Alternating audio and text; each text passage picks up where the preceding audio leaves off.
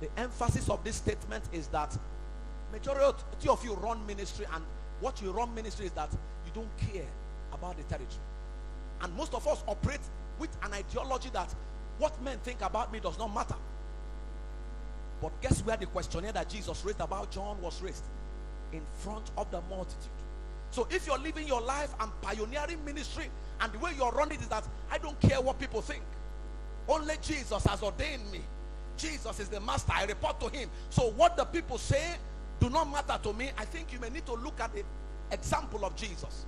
The questionnaire was raised to the multitude, not to the disciples. Not kept in-house, but to the multitude.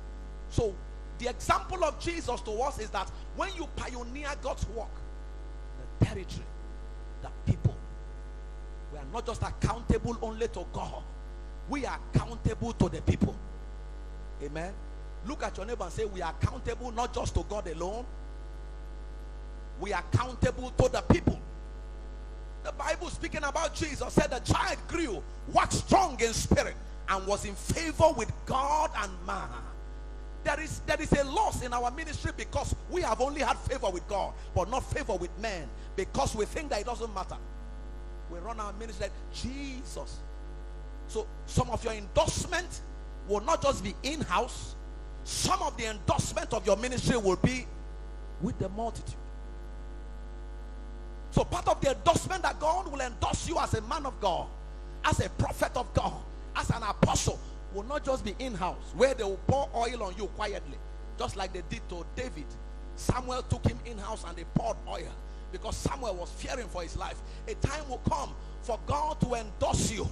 What the people say, God will endorse you. Raise a questionnaire before the multitude. So don't live your life with an emphasis thinking that the multitude does not count.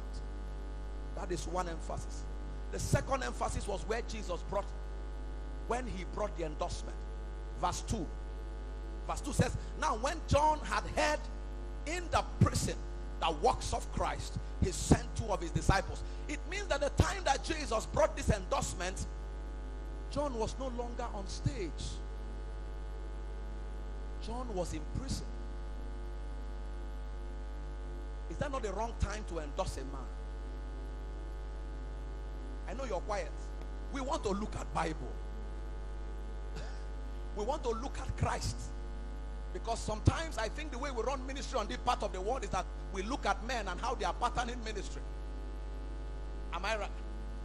You go online and you copy one big man of God, and as you copy him, you bring it into your territory and expected that that God of that man will work for you. And we don't find how Jesus did endorsement. Jesus did not speak about John when he was on the stage.